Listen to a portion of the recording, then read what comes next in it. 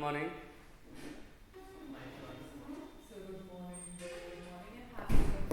Thank you very much. स्वागत है आप सभी का बीए सेकेंडरी की क्लास में। और आज पार्टी का है सर। पार्टी सर में बोलेंगे तुम दोनों तो पढ़ नहीं सर, ऐसे बोलेंगे सर, प्यार प्यार से बोलेंगे कि सीधा निकलिए सामने तो बाजा हम लोग और रुक जाएगा। नहीं, ऐसे नहीं बोलूँगा मैं, बहुत जल्दी से निकलिए। चलिए स्टार्ट करते हैं। आज की जो क्लास है हम लोकोमोटर टॉपिक कर रहे हैं। पेज नंबर जो है वो माइक नहीं लगाया आपने शायद। हाँ ओ शिट। कोई नहीं, वैसे इतनी रेंज ले लेता है बस। सर फर्स्ट ईयर वाली क्लासेस ऐसी हो जाएगी तो फिर दिक्कत नहीं होगी ना, हम लोगों ने एग्जाम में नंबर आया। क्यों, फर्स्ट ईयर में तो क्लासेस प्रॉपर ली है मैंने। सर आपने लिया नहीं तो ऑफलाइन नहीं हुई ना। हाँ, ऑनलाइन सर, ऑनलाइन ये बात तो है कि ये चीज़ है। ऑनलाइन में जो ऑफलाइन में जो चीज़ें क्लियर होती है वो ऑनलाइन में नहीं हो पाती। तो स्वागत है आप सभी का। स्टार्ट करते हैं आज की क्लास। आज का जो हमारा टॉपिक होने वाला है, कल लास्ट क्लास में हमने सेंसरी डिसेबिलिटीज़ की बात करी थी, जिसका संबंध बेसिकली हमारे सेंस ऑर्गन्स में जो प्रॉब्लम्स होती हैं, जैसे हियरिंग इम्पेयरमेंट, विजुअल इम्पेयरमेंट, इन सब के बारे में बात की थी। और मैंने आपको कहा था कि इन दोनों में से एक आपके एग्जाम में कंफर्म आएगा ही आएगा। VIHI में से एक क्वेश्चन तो 100% आएगा।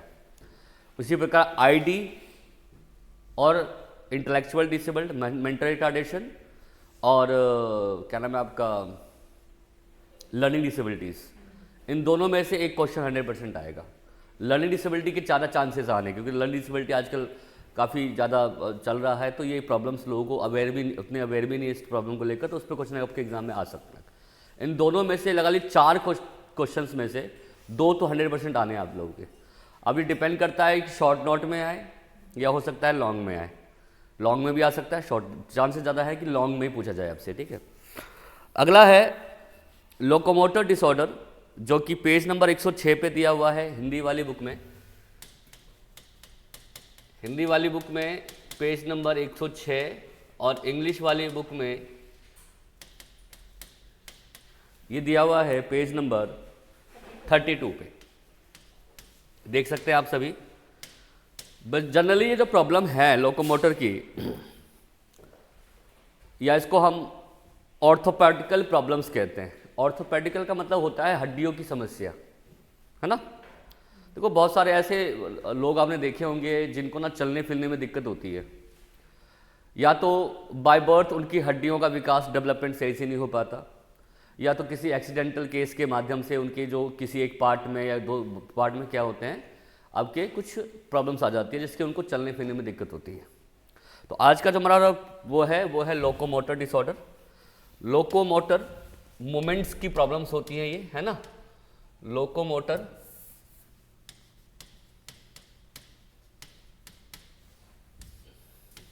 बेसिकली ये एक मूवमेंट की प्रॉब्लम्स है ना। इसको हम अगर हिंदी में लिखें तो इसको गतिमान विकार कहा जाता है। गतिमान विकार,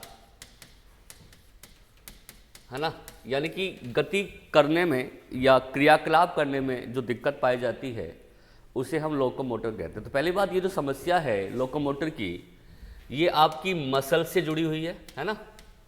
बॉडी में जो मसल्स होते हैं ना, मांसपेशियां होती हैं, उनसे जुड़ा हुआ है।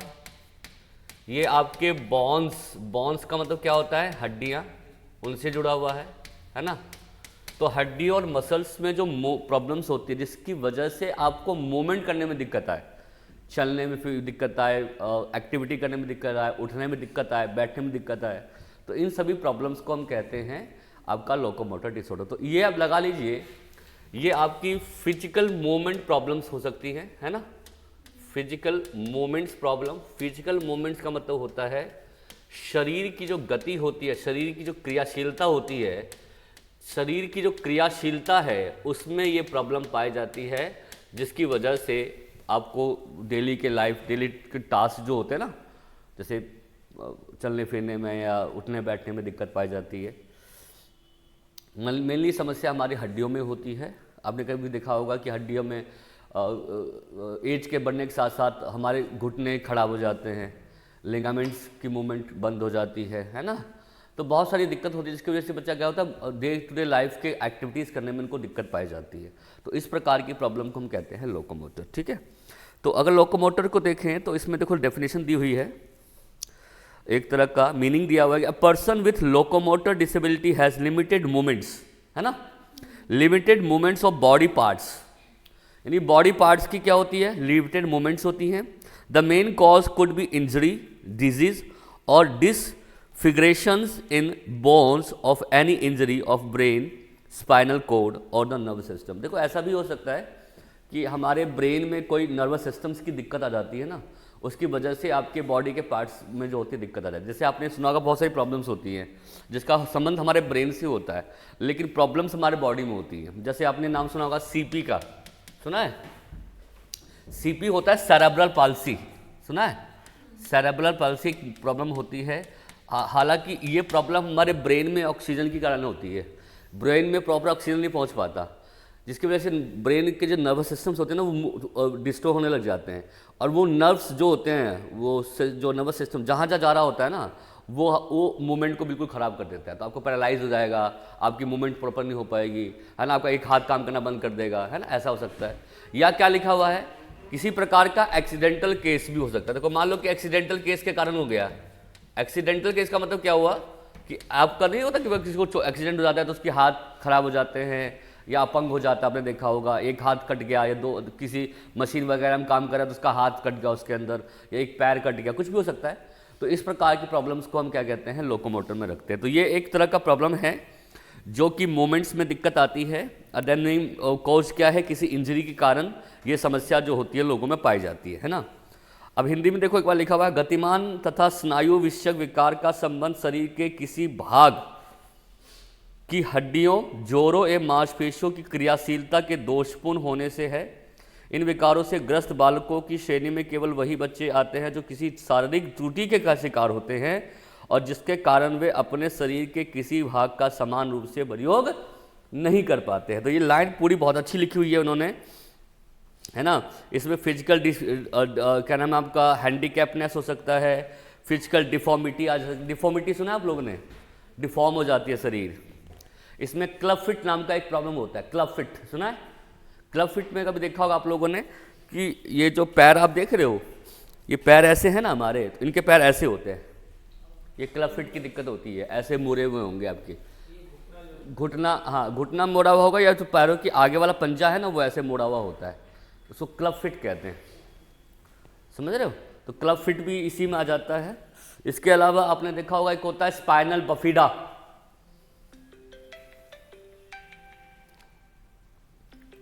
क्या बोलते हैं, स्पाइनल बफीडा, ये सुना प्रॉब्लम आपने? हेलो, हाँ जी मैम नमस्कार। हाँ जी,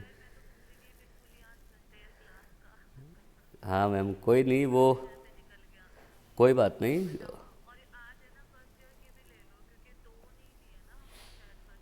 जी मैम दो नहीं लिए, बट मैम आज एक ही ले ले, कल एक ले ले, चल जाएगा आज?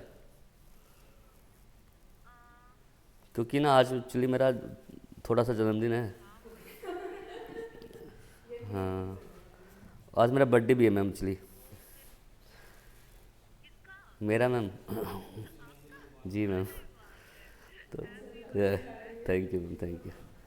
तो थोड़ा आज शाम को, हाँ एक ले लो, एक कल या परसों में शाम को 6 बजे के बाद। सेकंड ईयर का बच्चे शाम को भी ले लेते हैं ना।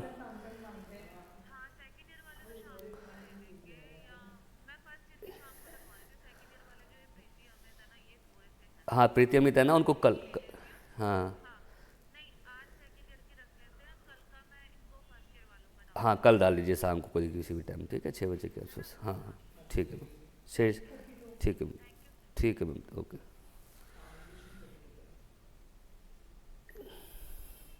सर आपका थोड़ा सा जन्मदिन है, हमारा तो पूरा होता है। नहीं वो तो एक कहने का तरीका था, थोड़ा सा कि बात कन्वे हो जाए।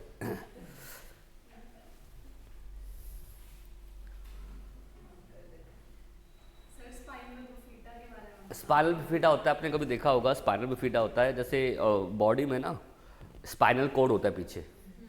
स्पाइनल कॉर्ड में क्या होता है कि वो जो उसके में ये स्पाइनल कॉर्ड में नर्व्स होती है एक, वो खराब हो जाती है, जिसकी वजह से आप ना ऐसे झुक के चलते हो।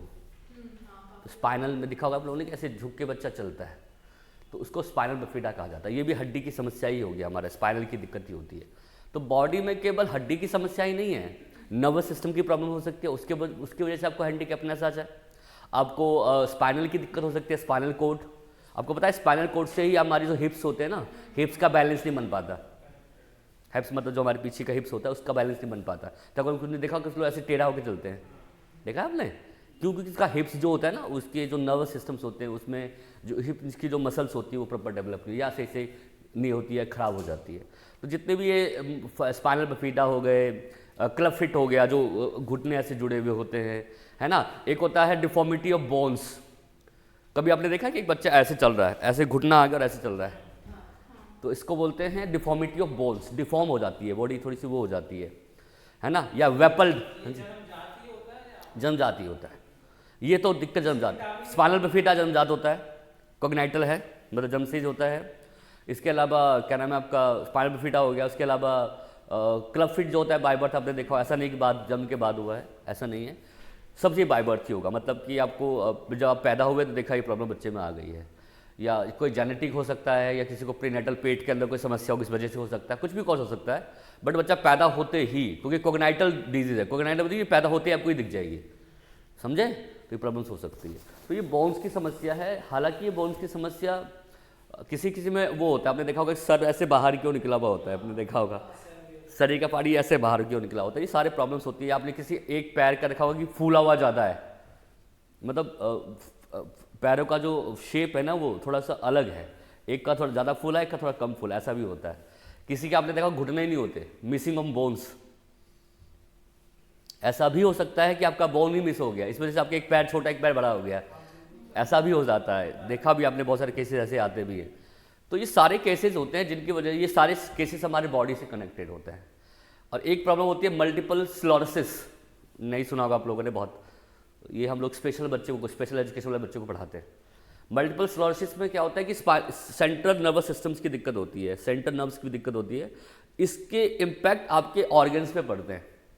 दिक्कत तो आपकी स्पाइनल उसकी है, सेंट्रल नर्वस सिस्टम की है। इससे आपका आइज़ खराब हो जाएगा, हो सकता है आपकी सुनने की दिक्कत आने लग जाए, या हो सकता है आपकी बॉडी के वो नर्व्स जो हो सकता है आपकी बॉडी में जा रहे हो तो आपके हाथ खराब हो सकते हैं। तो मल्टीपल स्क्लेरोसिस हो गया, स्पाइनल बिफिडा हो गया, ये सारे प्रॉब्लम्स जो होते हैं ये सब हड्डी से जुड़े हुए होते हैं। और इन सभी की वजह, ये सभी जो है ये आपके डे टू डे लाइफ की प्रॉब्लम्स को, डे टू डे लाइफ के टास्क को करने में क्या करते हैं, प्रॉब्लम क्रिएट करते हैं। तो इसी को कहा जाता है डेट इज लोकोमोटर डिसऑर्डर। ठीक है, तो लोकोमोटर डिसऑर्डर देखो इसमें क्या क्या आ जाता है, लिख लो। इसमें लिखा हुआ है डिफॉर्मिटी आ जाता है, डिफॉर्म हो जाते हैं, जिसको हिंदी में कहते हैं विकृति, लिखा हुआ है ना, विकृत हो जाते हैं, मतलब शरीर की बनावट अलग प्रकार की हो जाती है। फिजिकल हैंडीकैप, चलने फिरने में नहीं होते, कुछ लोग फिजिकल हैंडीकैप हो जाते हैं, है ना। और उसके अलावा इसमें आ जाता है डिफॉर्मिटी हो गया, इसमें आ जाता है क्रिपल्ड लर्नर्स। क्रिपल्ड सुना है आप लोगों ने, अपंग बालक बोलते हैं इसको, क्रिपल्ड, CRI। हाँ जी मैम,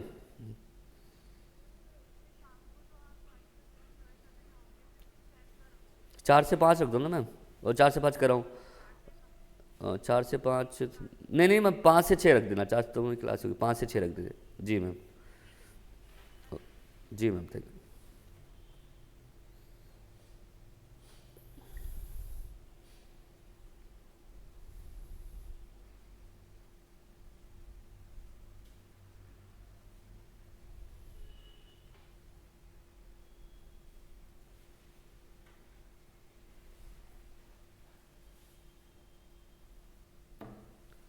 ठीक है,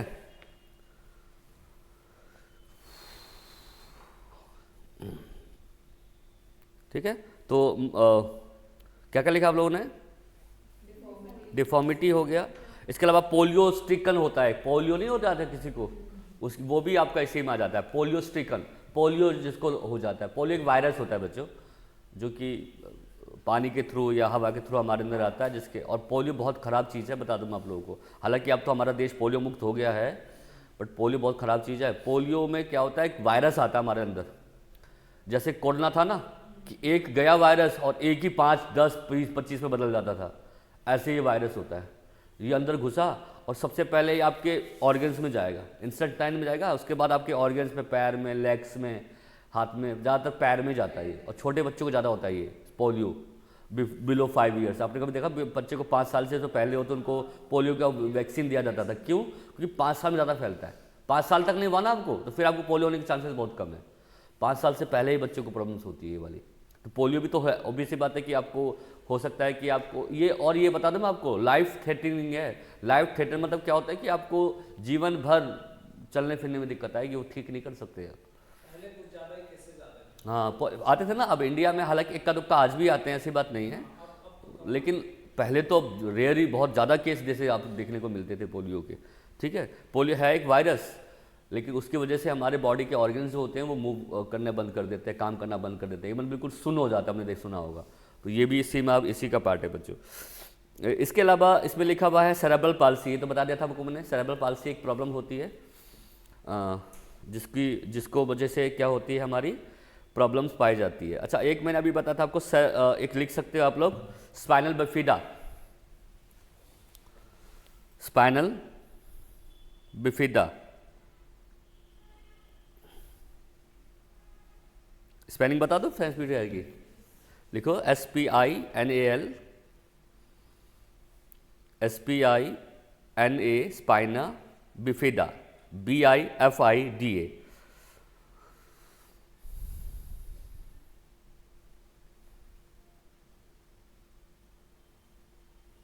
एक और लिख सकते हो टाइप में, इसमें तो दिया नहीं है वैसे, आप लोग लिख सकते हैं, that is multiple sclerosis.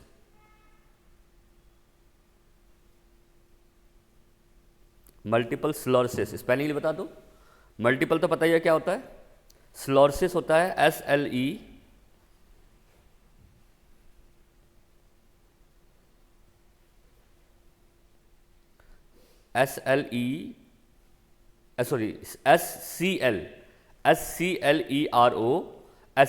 MS बोलते हैं इसको, मल्टीपल स्क्लेरोसिस।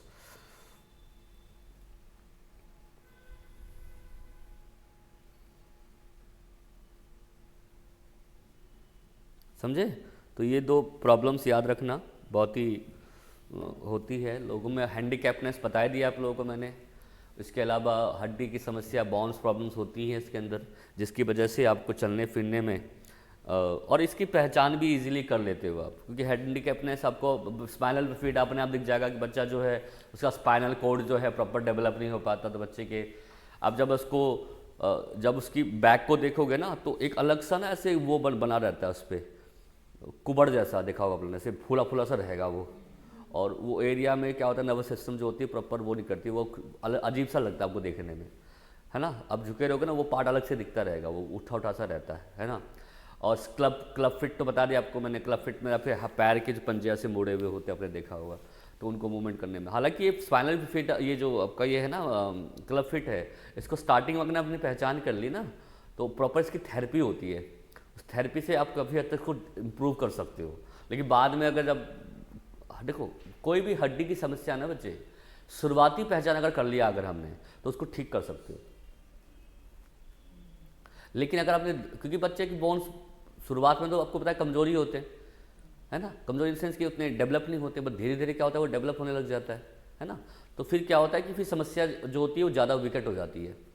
अब हड्डी जब 10-12 साल के बाद तो मैच्योर हो गई है, उसके बाद अब उसको अगर 2 साल से पहले, 3 साल से पहले अगर कोई हड्डी की समस्या है बच्चे में, तो उसको थेरेपी वगैरह से, दवाई वगैरह से आप स्टेबल कर सकते हो। लेकिन बाद में बड़ी दिक्कत होती है, ध्यान रखना। तो अब उसको बाद के लिए मत छोड़ो, शुरुआत में ही इसको अच्छे तरीके से अगर डील करोगे तो वो हड्डी की समस्या आपकी ठीक हो सकती है। ये नहीं कि प्योर हर ठीक कर ही दोगे, बट की जा सकती है। ठीक है, अब हम आगे बात करते हैं इनकी कॉजेज क्या क्या हैं। Causes of locomotor disorder.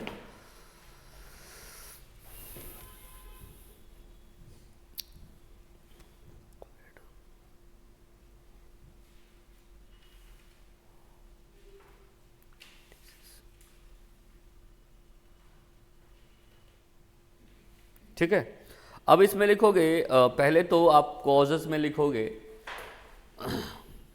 कोई पर्टिकुलर कॉज तो हमें पता नहीं है, बट कुछ कॉजेज़ हमें ध्यान में रखने पड़ते हैं। कॉजेज़ को अगर हम बांटें तो हम 3 पार्ट में बांटते हैं। एक पार्ट तो होता है, उसको बोलते हैं हेरिडिटी, अनुवांशिकता। पहला क्या है? हेरिडिटी यानी कि अनुवांशिकता।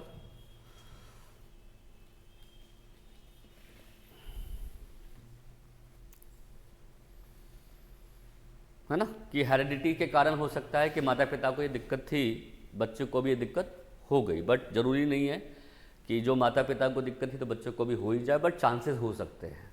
दूसरा कॉज लिखोगे प्रीनेटल कॉज, पेट के अंदर, है ना, प्री बर्थ कॉज कह सकते हो उसको आप, है ना। प्री बर्थ कॉज मैंने आपको बताया था, जैसे भाई पेट में बच्चा है, माल न्यूट्रिशंस प्रॉपर नहीं मिल पाए, है ना, या जन्म से पहले पेट के अंदर जो प्रीनेटल फेज में होता है, गर्भाकाल के अंदर, हाँ, जैसे बच्चे को प्रॉपर ब्लड डेवलप ना हो पाए, ब्लड का कोई दिक्कत हो जाए पेट के अंदर, या बच्चा पहले जन्म से पहले मतलब टाइम से पहले ही में पैदा हो जाए, प्रीमेच्योर इसको बोलते हैं, या ड्रग्स वगैरह लेना प्रीनेटल फेजेज में, तो उसकी हड्डी के ऑर्गन्स वगैरह जो है वो ख़राब हो सकते हैं। तो वही कॉज जो कि हमने हियरिंग इम्पेयरमेंट में पढ़ा था, वही कॉज जो हमने विजन इम्पेयरमेंट में पढ़ा था, और लगभग वही कॉज जो कि हमने लर्निंग डिसेबिलिटी वाले कॉज में, ये सब के कॉज सेम ही होते हैं। प्रीनेटल कॉज हर बीमारी का हो सकता है, चाहे वो आपकी हड्डी से जुड़ा हुआ हो, चाहे वो आपके ब्रेन से जुड़ा हुआ हो, चाहे आपके किसी से जुड़ा हुआ हो, प्रीनेटल कॉज भी हो सकता है। अब जरूरी नहीं है कि होगा ही। अब बच्चे को हम न्यूट्रिशन दे रहे हैं, नहीं दे रहे हैं, मिल चल ले पा रहा, नहीं ले पा रहा है, वो हम तो नहीं देख सकते, क्योंकि हमें तो दिख नहीं रहा ना बच्चे कैसा है। बट वही है कि दिक्कत अचानक पता लगा कि भाई इस बच्चे को दिक्कत हो गई ये चीज़ की, तो ये आपको ध्यान रखना है। तो हेरिडिटरी हो सकता है। दूसरा है कॉग्नाइटल कॉज। कॉग्नाइटल बर्थ कॉज को बोलते हैं बच्चों, पैदा होने के बाद से जो प्रॉब्लम्स आती हैं। कॉग्नाइटल की स्पेलिंग बता दूं या लिखा हुआ इसमें देख सकते हैं? कॉग्नाइटल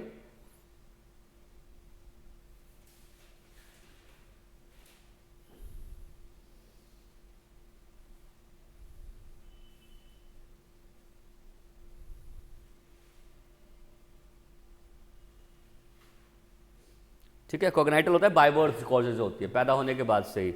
तो कॉग्नाइटल की स्पेलिंग बता दूं आप लोगों को, CONGENITAL कॉजेज। इसको बाय बर्थ कॉज बोल सकते हो, जन्मजात कुछ कॉजेज होते हैं। इसमें देखो जैसे एग्जांपल के लिए कि पैदा होते ही आपने देखा कि बच्चे को बर्थ, इसको ना बर्थ डिफेक्ट भी कहा जाता है। क्या बोला जाता है? Birth defect. बर्थ डिफेक्ट का मतलब हुआ कि पैदा होने के बाद से डिफेक्ट दिख गए बच्चे को। अब आपने बच्चे को जब बच्चा पेट से डिलीवर हुआ ना, तो देखा बच्चा कुबरे जैसे पैदा हुआ है, या उसकी जो हाथ पैर हैं वैसे मुड़े हुए हैं, तो बाय बर्थ कह सकते हो कि पैदा होते ही आपको दिख गया वो चीज़। तो कॉग्नाइटल कॉजेज में आ जाते हैं। एग्जाम्पल के लिए लिख लीजिए, डिसलोकेटेड ऑफ हिप्स। डिसलोकेटेड ऑफ हिप्स, हिप्स नहीं होते पीछे, वो डिसलोकेट हो जाता है, आपको टेढ़ा सा दिखेगा, डिसलोकेटेड ऑफ हिप्स।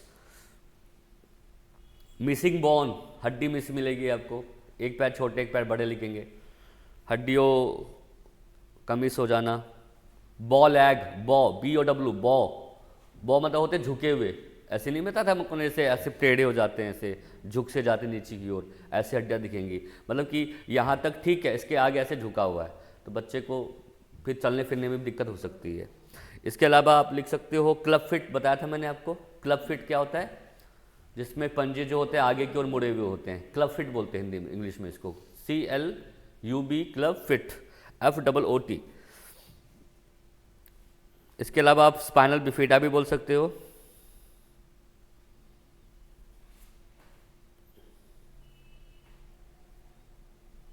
हालांकि ऑब्वियसली बात है, बच्चा पैदा तो हुआ है, पैदा होते तो नहीं हो गया होगा उसको, हो सकता है पेट के अंदर ही हुआ हो, तो इसको प्रीनेटल कॉज में भी आप डाल सकते हो। लेकिन पता कब लगा? जन्म के समय ना, इसलिए इसको कॉग्नाइटल डिजीज कॉज कहा जाता है, या इसको बाय बर्थ कॉज कह सकते हैं, या बाय बर्थ डिफेक्ट कह सकते हो आप, है ना। ऐसा भी हो सकता है कि बर्थ के समय खून की कमी हो जाए तो भी दिक्कत हो सकती है, बॉडी में ब्लड नहीं है तो उसकी हड्डियाँ मसल्स जो है प्रॉपर डेवलप ना हो पाए, ऐसा भी हो सकता है। बट अगर कॉग्नाइटल मैंने बोला तो प्रीनेटल कॉज के कारण भी हो सकता है, ये ध्यान रखना। क्लियर है कि नहीं बच्चे? आगे लिखते हैं अक्वायर्ड कॉज। अक्वायर्ड मतलब होता है अर्जित कारक। तीसरा या चौथा कारक लिखोगे। अक्वायर्ड कॉज में क्या क्या आ गया बच्चे? अक्वायर्ड कॉज में बहुत सारी प्रॉब्लम्स होती हैं जो कि पहले नहीं थी, बाद में हो गई। ये कॉज ना तो हेरिडिटरी होती है, ना ही प्रीनेटल होती है, और ना ही ये कॉग्नाइटल रहता है, यानी कि पैदा होने के बाद आती है। ये आपको जैसे एक्सीडेंटल केस हो सकता है, या पहले नहीं था बाद में हो गया, है ना। तो इसमें आप लिख सकते हो इसमें कौन कौन सी प्रॉब्लम्स हो सकती है। इसमें आ सकती है इंजरी, बर्थ इंजरी, पैदा होते ही चोट लग गया, जैसे मान लो बच्चे को पैदा निकाला ना, जैसे हमने बाहर, वो गिर पड़ा, उसके पैर या हाथ में चोट लग गया, तो उसके हाथ और पैरों की मूवमेंट बंद हो सकती है। बच्चा बहुत सेंसिटिव होता है ना बच्चे, तो पैदा होते ही निकाला, पता लगा कि उसको चोट लग गई, तो ये हो सकता है बर्थ डिफेक्ट। इसके अलावा एक्सीडेंटल केस, एक्सीडेंटल कभी ना छोटे छोटे बच्चे को एक्सीडेंट हो जाती है, जैसे बच्चा भागते भागते गिर पड़ा तो उसकी हड्डियाँ टूट गई, हो सकता है, तो उसको चलने फिरने में दिक्कत आ रही है, ऐसा हो सकता है ना, तो ये प्रॉब्लम हो गई। इसके अलावा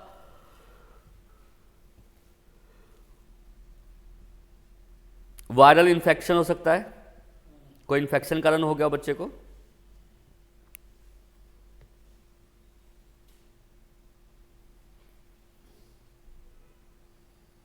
एक होता है, आपने सुना होगा, जिसको बोलते हैं लिप्रोसी, लिप्रोसी क्योर सुना है आप लोगों ने, leprosy cured disease,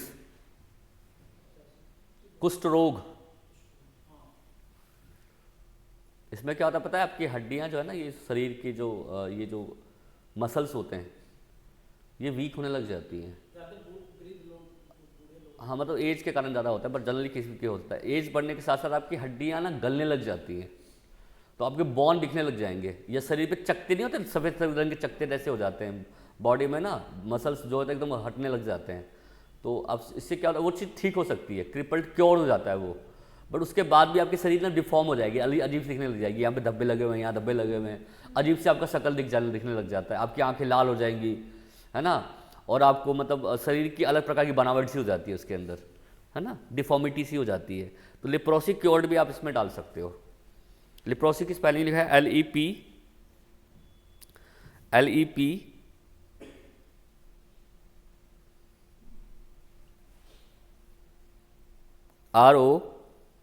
ROSY, leprosy cured, cured मतलब कि, है ना, ठीक है। तो इन सब वजह से भी आपको ये प्रॉब्लम हो सकती है। इसके अलावा कुछ वायरस वाले प्रॉब्लम्स होते हैं ना, लिख सकते हैं आगे। आगे लिखोगे नेक्स्ट पॉइंट में मिसलेनियस कॉजेज, मिसलेनियस के और अदर कॉज कौन कौन से हैं, मिसलेनियस कॉज, अन्य कारक कौन कौन से हैं।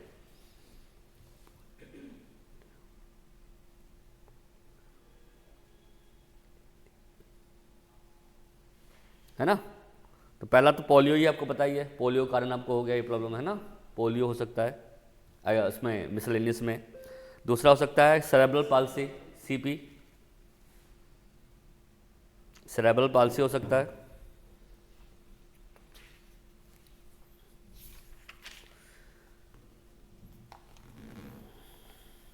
ठीक है,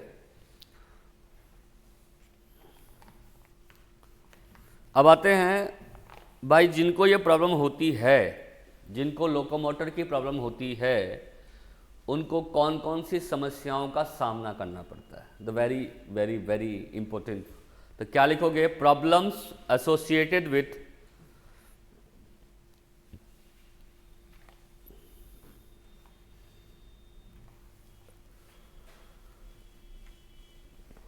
लोकोमोटर डिसेबिलिटी।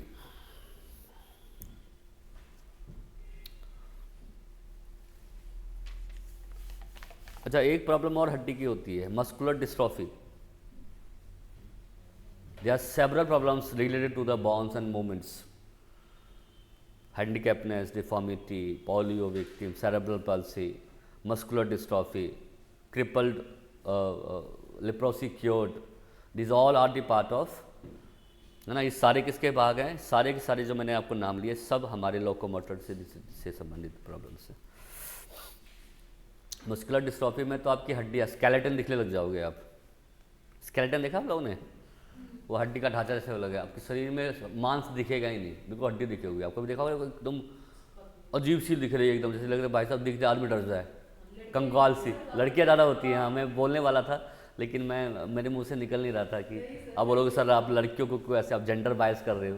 तो लड़कियों देखा एकदम कंकाल सी लगती है, एकदम दिखने में जैसे लगे फूंक मारोगे ना, 2 बार गिरेगी फूंक मारने से। इसको बोलते हैं वो क्या बोलते हैं, मस्कुलर डिस्ट्रॉफी। हाँ, muscular dystrophy.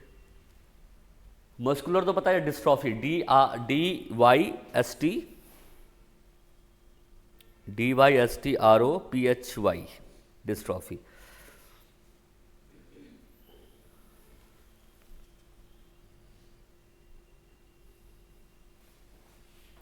Muscle digression problem बोलते हैं इसको, मसल डिग्रेड हो जाती है, मसल खराब होने लग जाती है, गिरने लग जाती है।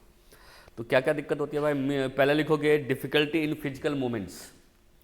क्या क्या समस्या होती है बच्चों, शारीरिक क्रियाकलाप करने में समस्या,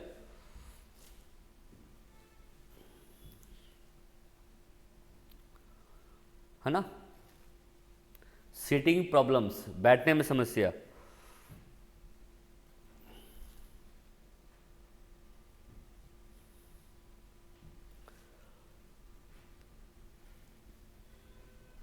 इनएबिलिटी टू कंट्रोल मूवमेंट्स को कंट्रोल करने में समस्या,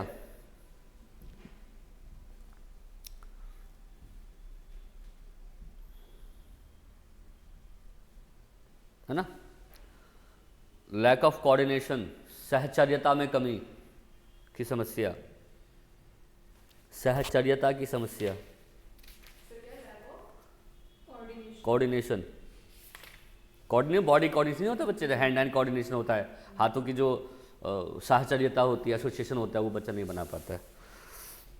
इंटेलेक्चुअल इम्पेयरमेंट, बौद्धिक समस्या भी आ जाती है, नहीं बच्चा सोच समझ नहीं पाता, क्योंकि नर्वस सिस्टम की दिक्कत है ना, तो बच्चे का ब्रेन भी थोड़ा सा क्या हो जाता है, इसमें खराब होने लग जाता है, काम करना जो है एक तरह से सही रूप से काम नहीं करता। स्पीच डिफिकल्टी भी आ सकती है। आपको बता दो, मैं आपने सुना है एक प्रॉब्लम होती है जिसको बोलते हैं डिसअर्थरिया, नहीं सुना होगा आप लोगों ने। बहुत ऐसी ऐसी बीमारियां बताऊंगा ना आप लोगों में, आप बोलोगे सर डिसअर्थरिया भी होती है समस्या है। डिसअर्थरिया होती है, जैसे एक्चुअली होती है ना आपके ना वोकल कोड में, गला है ना, गले के अंदर भी नसें होती है, बहुत सारी नर्वस सिस्टम्स होते हैं, वो नर्वस सिस्टम आपका वीक हो जाता है, तो गला वीक हो गया तो गले की मूवमेंट बंद हो गई, गले का मूवमेंट सही से नहीं हो पा रहा, और गले की मूवमेंट तो आपको बोलने में प्रॉब्लम होगी, हकला के बोलोगे, वर्ड्स प्रॉपर निकलेंगे नहीं, रुक रुक के बोलोगे आप, तो ये समस्या जो होगी आपके अंदर आ सकती है ना, तो ध्यान रखना। स्पीच डिसेबिलिटी, स्पीच प्रॉब्लम्स,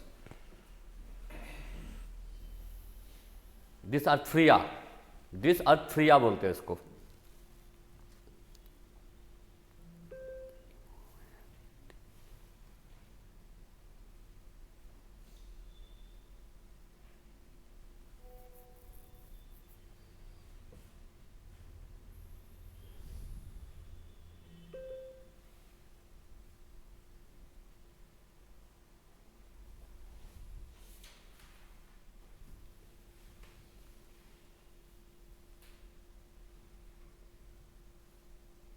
हो गया, चलिए आप लिखिए इसके एजुकेशन।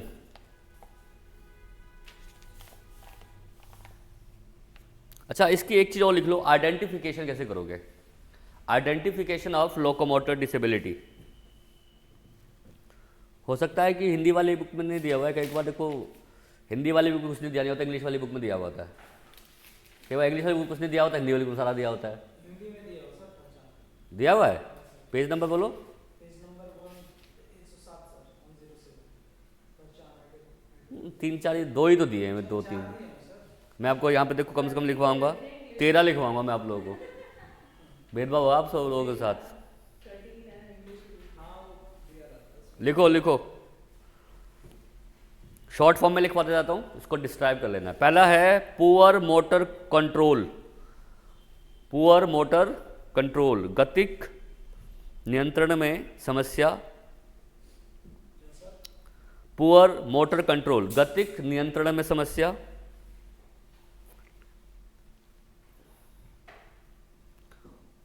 वॉक ऑकवर्डली और विद लाइम, लाइम मत जानते हो क्या होता है, लिखा हुआ है सेकंड पॉइंट, वॉक ऑकवर्डली और विद अ लाइम, क्या हुआ इसका मतलब? टेढ़े मेढ़े होके चलते हैं। लाइव मतलब झुक के चलना, टेढ़े होके चलना। लिखो टेढ़े होके चलना या झुक के चलना।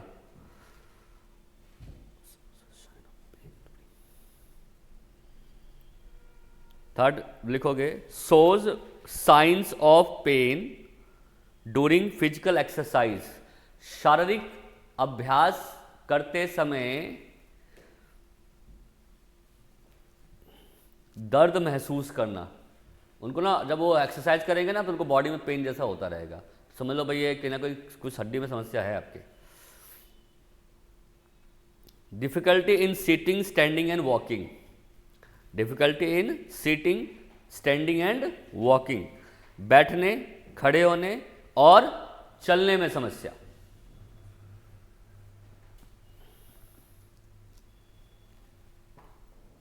ठीक है, बैठने में दिक्कत आएगी, खड़े होने में दिक्कत आएगी और किस में दिक्कत आएगी? चलने में समस्या आएगी। ठीक है। Difficulty in picking, holding and putting an object in the some places. Difficulty in picking, picking मतलब क्या होता है? वस्तु को उठाने, होल्डिंग पकड़ने और पुटिंग रखने में समस्या।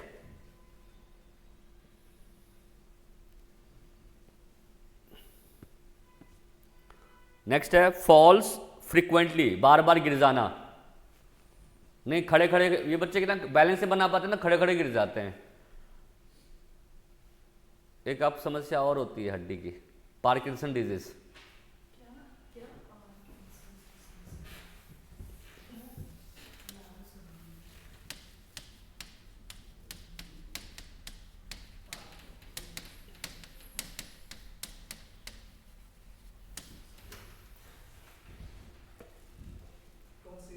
ये भी हड्डी की समस्या है। इसमें अब ऐसे झुक के चलते हो, ऐसे करके टेढ़े मेढ़े चलते हो, या आपकी कंधे ऐसे झुके झुके से रहते हैं। हड्डी बोन्स की समस्या ही होती है।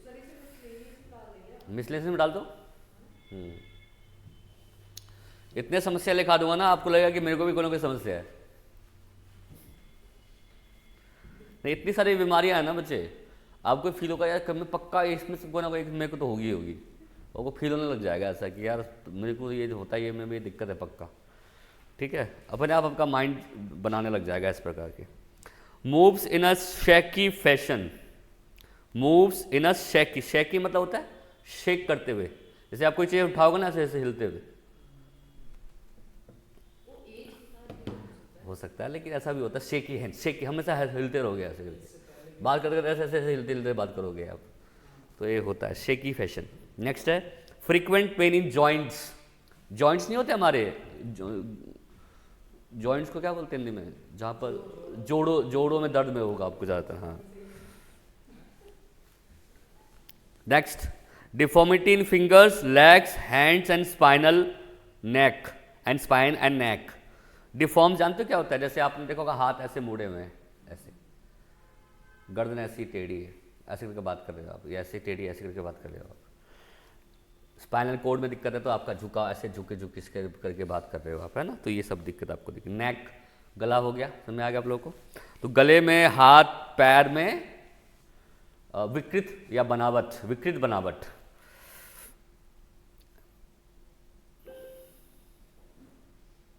जर्किंग मूवमेंट इन वॉकिंग, लड़खड़ाते हुए चलना होता है बेसिकली ये।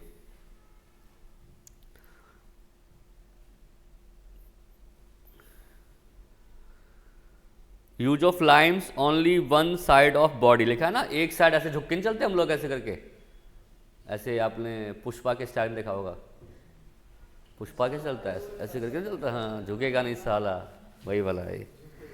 हाँ, तो वो झुका ही रहता है वही तरह से। हाँ, चलिए ये सारे प्रॉब्लम्स थी। अब हम आते हैं इसके एजुकेशन पर।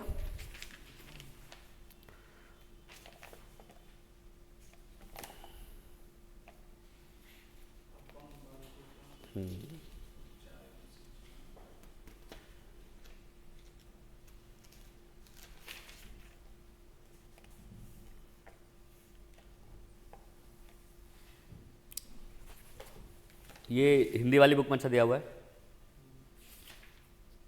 Education for these learners, treatment and education for locomotor disorders या डिसेबिलिटी। क्या ट्रीटमेंट कर सकते हैं उन बच्चों को आप?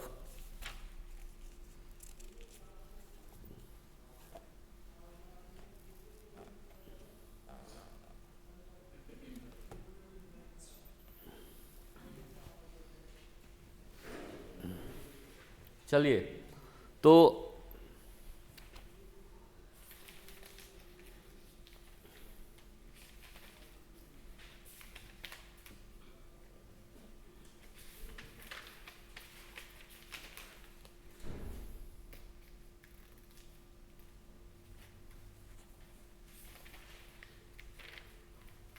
चलिए पहला लिखेंगे मानसिक, पेज नंबर बता दो आप लोगों को, पेज नंबर ये दिया हुआ है हिंदी वाली बुक में 107 107 पे, एंड इंग्लिश वाली बुक में ये दिया हुआ है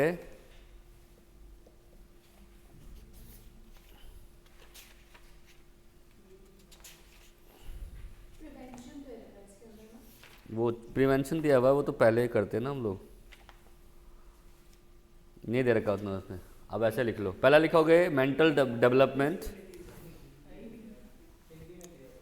देखिए पहली बात तो इनके साथ तो एक चीज़ पहले आप याद रखो कि इनका ज़रूरी नहीं है कि हड्डी की समस्या है तो उनका ब्रेन खराब होगा। न्यूरोलॉजिकल प्रॉब्लम हो सकती है, कन्फ्यूजन हो सकती है, दिक्कत होती है आपको माइंड में, लेकिन ये बच्चों का मानसिक बहुत जो इनकी इंटेलिजेंसी होती है वो नॉर्मल होती है, तो ट्रीट लाइक ए नॉर्मल। ऐसा नहीं कि आपने बच्चे को बोला ये तो प्रॉब्लम वाला हड्डी की समस्या है, इसकी हड्डी की समस्या, इसका ब्रेन भी खराब होगा, ऐसा नहीं है।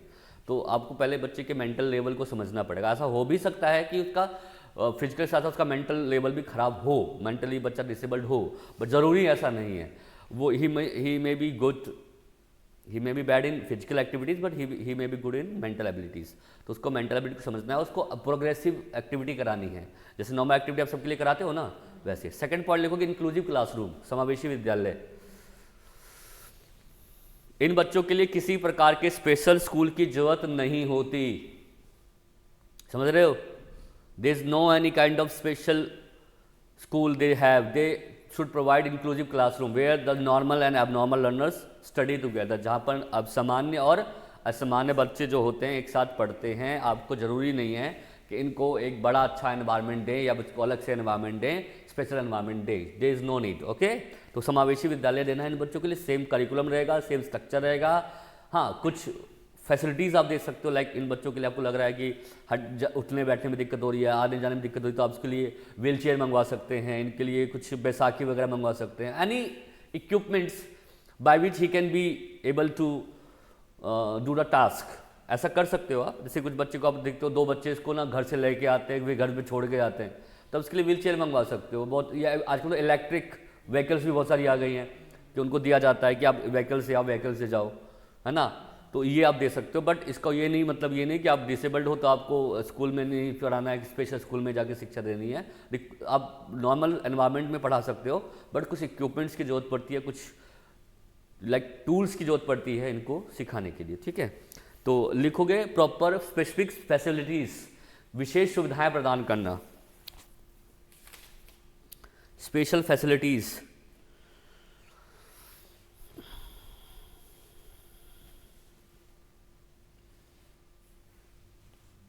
है ना। नेक्स्ट पॉइंट है positive behaviour towards these learners, सकारात्मक व्यवहार। नहीं, आप इन बच्चों के साथ ना ऐसा नहीं करोगे कि डिसेबल्ड बच्चे हैं तो उनके साथ कोई भेदभाव कर रहे हो आप, कि नॉर्मल बच्चे को अच्छे से पढ़ा रहे हो और डिसेबल बच्चे को अच्छे से पढ़ा ही नहीं रहे हो। ऐसा काम नहीं करना है आप लोगों को, है ना। तो इन बच्चों की डिसेबिलिटीज़ पर को नज़रअंदाज करना है आपको, मतलब आपको इग्नोर करना है और ट्रीट लाइक ए नॉर्मल, कि आप एक नॉर्मल बच्चे हो। हैं कुछ लोग होते हैं टीचर्स की ना अच्छे तरीके से समझेंगे नहीं इन बच्चों को और इग्नोर कर देते हैं और फिर दूसरे एक्टिविटी में लग जाएंगे, बट इनको सिखाएंगे पढ़ाएंगे नहीं अच्छे से, तो ऐसा हो सकता है। नेक्स्ट है स्पेशल क्लासेस दे सकते हो इन बच्चों को, आपको ज़्यादा लगे तो क्लास तो वही रहेगी, बट अलग से इन बच्चों के लिए स्पेशल क्लासेस अरेंज कर सकते हो जहाँ पे इन बच्चों को आप सिखा पढ़ा सको, है ना, और कुछ एक्टिविटी करा पाओ इन बच्चों को।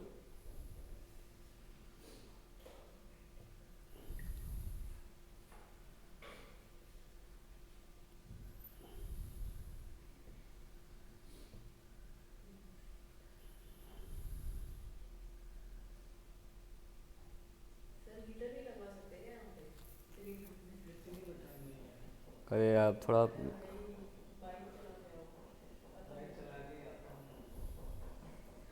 ज़्यादा महसूस करोगे ना, ज़्यादा फील करने के बाद ज़्यादा ठंड लगेगी। हाँ वही तो,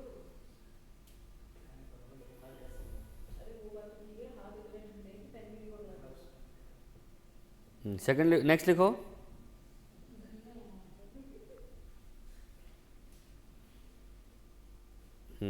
क्या लिखा आप लोगों ने? Special classes. Special classes, yes. उसके बाद एक्स्ट्रा क्लासेस दे सकते हो इन बच्चों को। क्लास में अगर आपको लग रहा है कि पढ़ा दो, उसी क्लास में एक्स्ट्रा क्लासेस दे सकते हो। हाँ, 0 पीरियड लगा दो इन बच्चों के लिए पढ़ाने के लिए अलग से। नेक्स्ट पॉइंट है स्पेशल टीचर। टीचर चाहो तो स्पेशल रख सकते हो, विशेष अध्यापक। हालांकि स्पेशल स्कूल भी कहा गया है कि दिया जाना चाहिए इन बच्चों को, बट बहुत ही ज़्यादा जो गंभीर केस हो ना, बहुत ज़्यादा कि बच्चा बिल्कुल ही नहीं कब कर पा रहा है, उसके हड्डी के साथ उसका ब्रेन भी काम करना नहीं बंद कर दिया उसने, तो अब आप स्पेशल केसेस में आप बच्चों को स्पेशल स्कूल दे सकते हो। बट अगर अच्छा नॉर्मल है, हालांकि है तो हड्डी की समस्या, पर वो नॉर्मल डील कर सकता है अगर, तो फिर आप बच्चे को ऐसे सिखाओगे। नेक्स्ट में लिखोगे ट्रीटमेंट प्रॉपर देनी है इनको, थेरेपी दे सकते हो आप, है ना, थेरेपी वगैरह दे सकते हो।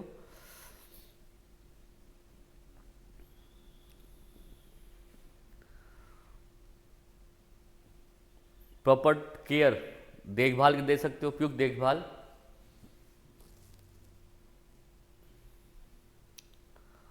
ठीक है। इसके अलावा इन बच्चों के लिए आप वोकेशनल ट्रेनिंग प्रोवाइड करते हो, व्यावसायिक प्रशिक्षण। क्यों देते हैं हम लोग? आजकल हमारी एजुकेशन ने वोकेशनल ट्रेनिंग पे ज़्यादा ही फोकस किया है। वो चाहती है कि बच्चे को ना, बच्चा स्कूल से जब निकले तो कुछ स्किल के साथ निकले, कि उनको आगे जीवन को ना, मतलब आगे के लाइफ को जीने में प्रॉब्लम ना हो। अब देखो, हम नॉर्मल वाले बच्चों को तो कहने का जॉब मिल ही जाती कुछ ना कुछ करने को, है ना, लेकिन जो बच्चे बिल्कुल ही डिसेबल्ड होते हैं या उनको फिर आगे जाके ना जॉब नहीं मिल पाती है। कोई एमएनसी कंपनी है, कोई भी ऐसी कंपनी ना ऐसे लोगों को हायर करेगी जो कि हैंडीकैप हो, है ना। गवर्नमेंट भी इन बच्चों को पता है, लेकिन हालांकि रिलैक्सेशन देती है उनको, कुछ गवर्नमेंट जॉब पे 4% 5% छूट देती है।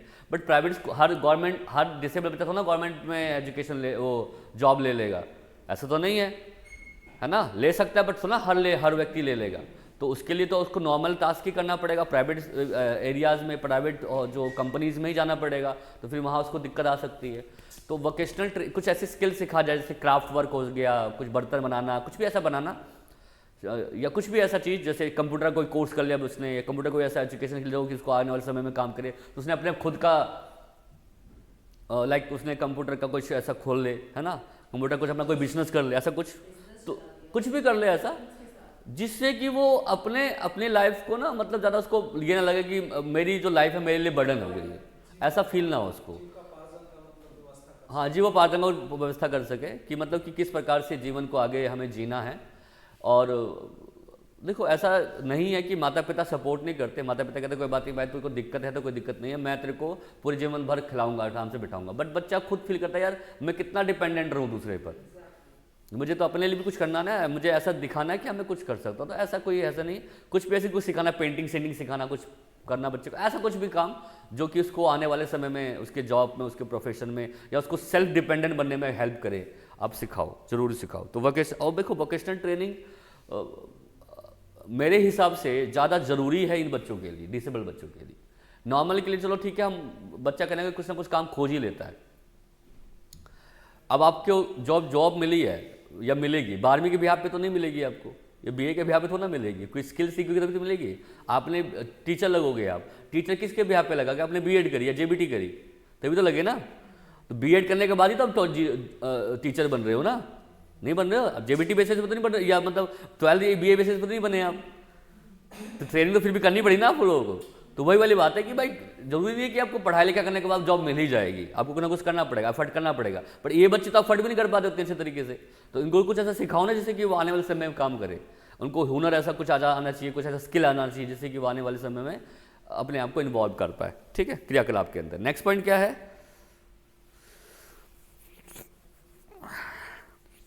माता पिता व अध्यापकों की भूमिका होनी चाहिए। Role of parents and teacher बहुत इंपॉर्टेंट है। रोल ऑफ किसके रोल होने चाहिए? टीचर्स के रोल होने चाहिए और हाँ माता पिता के होने चाहिए। माता पिता को अच्छे तरीके से डील करना चाहिए बच्चों के साथ, नहीं पॉजिटिव मोटिवेट करे, उनको सिखाए, पढ़ाए, अच्छे से एक्टिविटी कराए बच्चों को, है ना, सीखने के लिए मोटिवेट करे, पढ़ने के लिए मोटिवेट करे, टास्क करने के लिए मोटिवेट करे, उनके नज़रअंदाज करे उनकी प्रॉब्लम्स को, उनको ऐसे ऐसे ट्रीट करे जैसे कि कुछ है ही नहीं बच्चे के अंदर। और क्लास के अंदर भी टीचर्स, जैसे मान लो किसी बच्चे को डिसेबल्ड है तो आप उस पर ध्यान नॉर्मली दो, उसको ये फील ना कराओ कि यार मैं अगर मेरे कोई दिक्कत है तो मेरे को उस पर साथ ज़्यादा ध्यान दे रहे हैं, ऐसा नहीं। You treat like normal, like उसको लगे कि भाई कुछ है ही नहीं, सब नॉर्मल जैसा एनवायरमेंट है, सबको एक्टिविटी करा रहे हो, सबको बोलो भाई ये काम करो, उसको भी बोलो भाई हाँ भाई तू भी ये काम कर, जिससे कोई फील ना हो कि यार सर मेरे को ज़्यादा अच्छे तरीके से ट्रीट कर रहे हैं, ऐसा नहीं करना।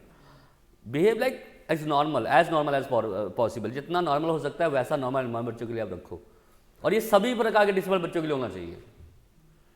ध्यान तो देना ही है उसके ऊपर, बट उसको फील ऐसे कराना है कि सब कुछ नॉर्मल है, कोई दिक्कत वाली बात नहीं है। तो बच्चा और बढ़ चढ़ के भाग लेगा, एक्टिविटी करेगा, पार्टिसिपेट करेगा, क्योंकि फील करेगा कि यार सर किसी प्रकार का भेदभाव क्लास के अंदर नहीं कर रहे। बट ज़्यादा आप करोगे, किसी को ज़्यादा वैल्यू दोगे, किसी को कम वैल्यू दोगे, तो हो सकता है कि बच्चा जो है क्लास के अंदर अच्छे तरीके से डील ना कर पाए। ठीक है, तो ये था आपका लोकोमोटर डिसऑर्डर। इस पर क्वेश्चन देखो कैसे एग्जाम में बन सकता है।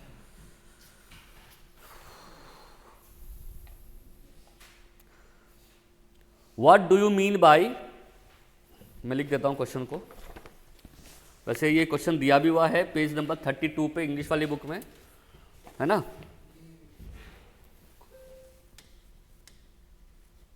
What do you mean by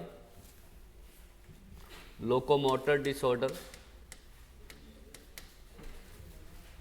disability,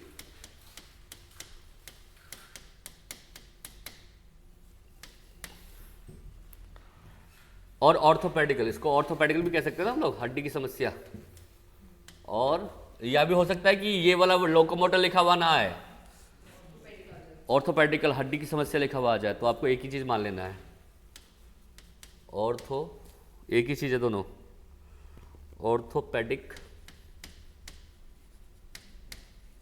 ऑर्थोपेडिकल impairment.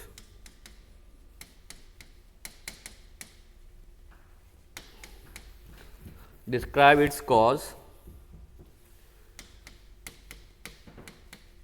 discuss its cause,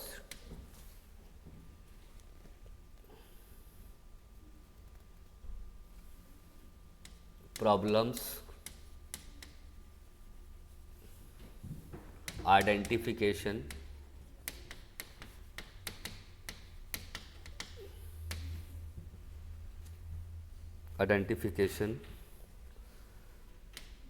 treatment and education, treatment and education,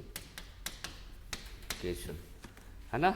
ऑर्थोपेडिकल problem क्या होती है, यानी कि गतिमान विकार क्या होते हैं, या हड्डी की समस्या से आप क्या समझते हैं, इसके क्या कारक हैं, कॉजेस मतलब कारक क्या हैं, इसकी समस्याएं क्या क्या हैं, इसकी पहचान कैसे की जाएगी, और इसका ट्रीटमेंट मतलब इसको उपचार कैसे दोगे, और साथ में क्या है एजुकेशन, शिक्षा किस प्रकार से आप इन बच्चों को दे सकते हो, इन सबको डिस्कस करना है।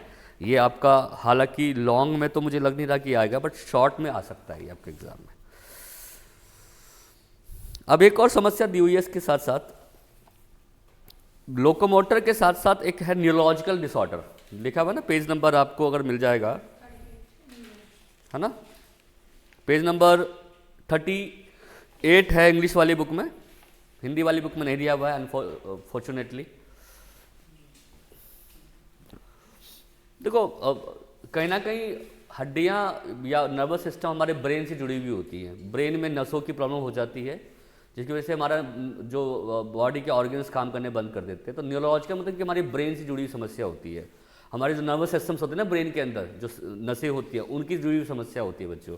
तो लिखोगे, इसमें लिखा भी हुआ है, a neurological disorder is a disorder of the nervous system, nervous मतलब कि नसों की समस्या होती है the nervous system is complex sophisticated system that regulate and coordinate the body basic functions.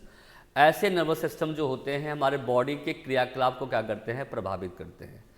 तो स्नायु तंत्रिका विकार कहते हैं इसको। स्नायु तंत्रिका मतलब होता है नसों की समस्या होती है, हालांकि है ये ब्रेन से जुड़ी हुई, बट ब्रेन देखो, हमारी ब्रेन जो ना हमारे बॉडी के क्या करती है, कंट्रोल करती है। पता है आपको, हमारी जो भी मूवमेंट हम कर रहे हैं शरीर की, हमारी ब्रेन से जुड़ी हुई होती है। तो अगर हमारे ब्रेन में किसी नर्वस सिस्टम में कोई दिक्कत आ जाती है ना, तो हमारे बॉडी के ऑर्गन्स जो होते हैं वो खराब मतलब काम करने बंद कर देते हैं। तो होता तो नर्वस सिस्टम से है, बट इसकी वजह से हमारे जो बॉडी के ऑर्गन्स होते हैं या बॉडी के जो पार्ट्स होते हैं उसमें समस्या आ सकती है। ठीक है, तो ये समस्या होती है।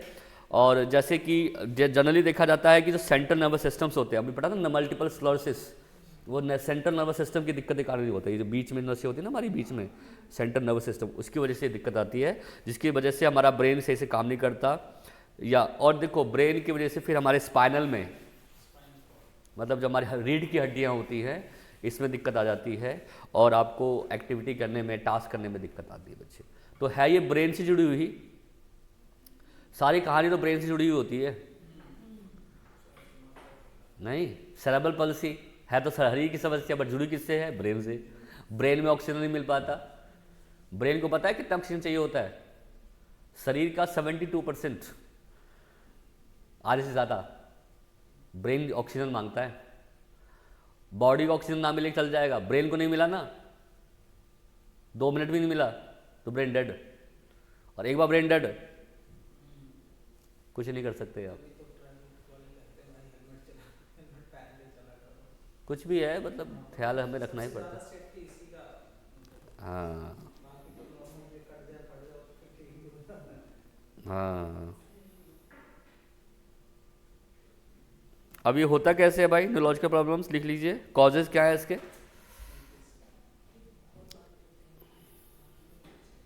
पहला कॉज है लाइफ स्टाइल रिलेटेड कॉजेस, इसके न्यूरोलॉजिकल डिसऑर्डर के लाइफस्टाइल रिलेटेड कॉज। आजकल इतना प्रदूषण हो रहा है ना, लोग इतना खाना पीना खा रहे हैं, आपने देखा होगा अभी वेस्टर्नाइजेशन बहुत ज़्यादा कॉज है इसका, कि हमारा ब्रेन ही का मतलब ब्रेन की जो नर्वस सिस्टम से वो अभी एक मेरे मित्र हैं, उनके जो साले साहब हैं वो कनाडा रहते हैं। अब कोई पर्टिकुलर कॉज तो नहीं पता, बट उनको एक बार घर पे ना ऐसे गिरे पड़े, मतलब लाइक एकदम फेंट हो गए एकदम से। और आपको पता है कि बाहर की कंट्री में तो ऐसा होता है कि लोग देखने वाला भी नहीं होता है ना, तो फिर भी कहीं ना कहीं उनको देखा, लेके गया तो पता लगा कुछ ऐसा खाया था जिसकी वजह से उनकी ब्रेन के नर्वस सिस्टम से या कोई भी ऐसा एरिया है जो कि ब्लॉक हो गया हो या कहीं से काम नहीं कर रहा। वो अभी तक कोमा में है, बताओ, अभी तक 24 साल 23 साल की एज है उनकी, हालांकि अब थोड़ा सा मूवमेंट कर रहे हैं। 23 साल के हैं आसपास, 23-24 साल के। प्रॉब्लम हो गया करीबन 1 महीना से ऊपर हो गया, मतलब अभी तक पहले तो आईसीयू में थे, बस धीरे धीरे अब बॉडी की मूवमेंट बिल्कुल नहीं हो रही थी, खाली आंखें झुकते। कॉमा में ही जाता है ना कि नर्वस सिस्टम आपका ब्लॉक हो जाए, आपकी ब्रेन इंजरी हो जाए, चोट लग जाए ब्रेन के अंदर। कोई चीज ऐसी होती है, किसी चीज का असर हो जाता है, मतलब सोचते सोचते एकदम सुनने का ऐसा नहीं है, कॉमा इन द सेंस कि आपके ब्रेन वर्क करना बंद कर दिया है। ब्रेन कर भी रहा है वर्क, तो बहुत धीरे धीरे कर रहा है, ब्रेन के नर्वस सिस्टम से एकदम ब्लॉक्स हो गए हैं, है ना, काम नहीं करना बिल्कुल, या चोट लग गई, नर्वस सिस्टम जो बिल्कुल ख़राब हो गया, इस वजह से हो सकता है दिक्कत। ठीक है, तो हो सकता है आप खाया पिया कुछ भी, लाइफस्टाइल हो सकता है ऐसा होगा, या कुछ ऐसा नशीली पदार्थ हो सकता है ले लिया हो, कुछ टॉक्सिक ले लिया हो, उस वजह से भी हो सकता है। तो लाइफस्टाइल हमारा ऐसा ना बच्चे, हार्ट डिजीज होता है, इतना तलावा खाते हैं हम लोग, इतना तलावा खाते हैं, और आपको पसंद भी मोमोज और पिज़्ज़ा ही होता है, आप देखते ही हो। ब्रेड पकौड़ा भी तो तलावा तो वो भी है। अरे ऐसा नहीं है बच्चे। अच्छा चलो ठीक है, आप अब घर में बना रहे हो ठीक है, जो बाहर बना के ब्रेड पकौड़ा बेचते वो कितना पुराना तेल होता है पता है आपको, उसी तेल में रगड़ते रहते हैं, तो काला पीला ना हो जाए एकदम से एकदम, और कह दे भाई प्लीज़ आप मुझे निकाल दे, तब तक वो उसमें तलते रहते हैं। वो कितना हमारे बॉडी को हार्म करता है बताओ। कुछ भी ऐसा खाने के पदार्थ होते हैं, कहीं से खरीदते हो तो उसमें मिलावट है मिलावट है। सरसों तेल सर प्योर नहीं मिलता, चाहे रिफाइंड जो भी कह लो। और लाइफ स्टाइल में बहुत सारी चीज़ें हैं, हम सोते रात के 12-1 बजे, सुबह 5 बजे 4 बजे उठ जाते हैं, ब्रेन को प्रॉपर रिलैक्स ही नहीं मिल पाता, बॉडी को रिलैक्स ही नहीं मिल पाता, इस वजह से दिक्कत आ जाती है। कम से कम 8 घंटा तो चाहिए। 8 घंटे सोना चाहिए ना हम लोगों को। खाना पीना मतलब कोई रूटीन ही नहीं है, कोई डाइट ही नहीं है, कभी भी कुछ भी खा रहे हैं। 12 बजे रात में हम लोग मिठाई खा रहे हैं, कोलेस्ट्रॉल बढ़ा रहे हैं बॉडी का।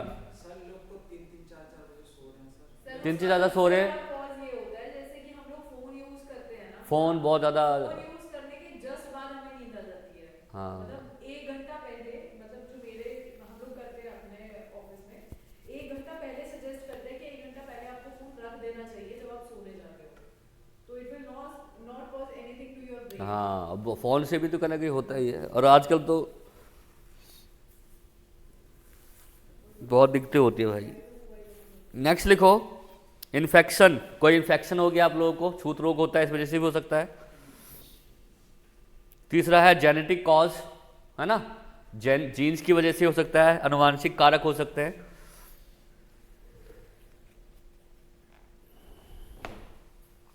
न्यूट्रिशन रिलेटेड कॉज, न्यूट्रिशन क्या होता है, पोषण संबंधित, शरीर को नहीं, जैसे विटामिन नहीं मिल पाते, मिनरल्स नहीं मिल पाते प्रॉपरली, तो इस वजह से भी हो सकता है। फिजिकल इंजरी, जैसे चोट वोट लग गई, नहीं होता है कि एक बार गिर पड़ता बच्चा, ब्रेन में चोट लग जाती है तो ब्रेन के नर्वस सिस्टम काम होने बंद कर देते हैं, तो एक्सीडेंटल केस भी हो सकता है ना।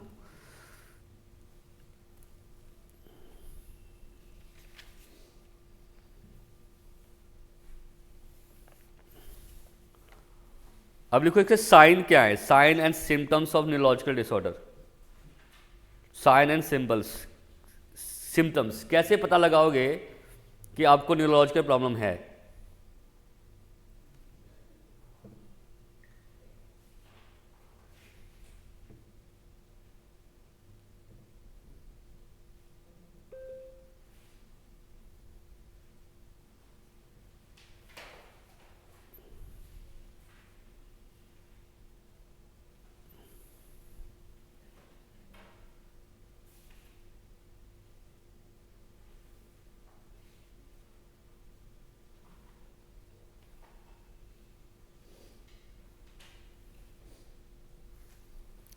पहला है पार्शियल और कंप्लीट पैरालिसिस, बॉडी में पैरालिसिस हो जाती है, ऐसे ऐसे एकदम बिल्कुल काम करना बिल्कुल बंद कर देगी, तो समझो कि भाई कोई ना कोई ब्रेन में प्रॉब्लम आई, इस वजह से ऐसा हुआ है, तो सिम्टम समझ लो कि वही हो सकता है।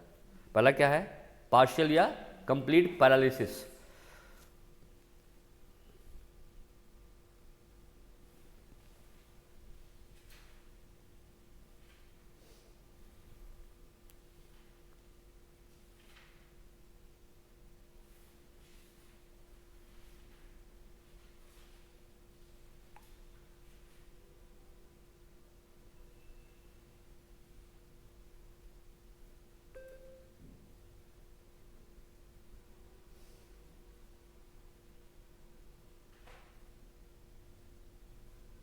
एक मिनट रुकना बच्चों, 1 minute.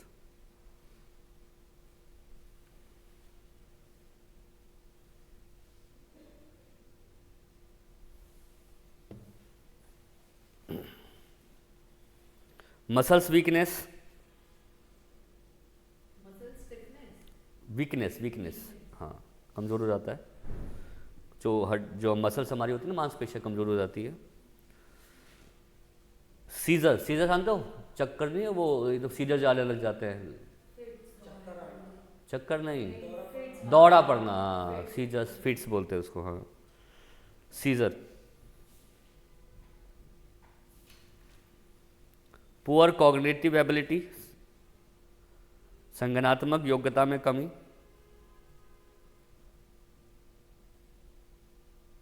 Loss of balance,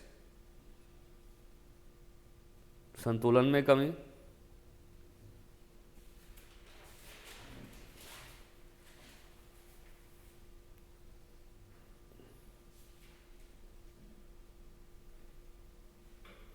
dizziness और वर्टिगो, वर्टिगो वही होता है चक्कर वक्कर जो आते हैं, डिजीनेस और वर्टिगो।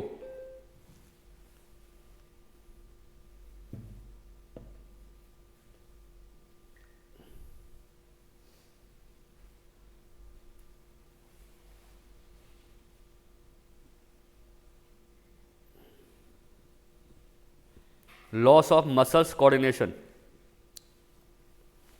बस इतना याद रखो। बस ये शॉर्ट में आ सकता है लोकोमोटोलॉजिकल के बारे में। बाकी लर्निंग डिसेबिलिटी हमने आपको करवाई दिया था, क्या होता है एलडी।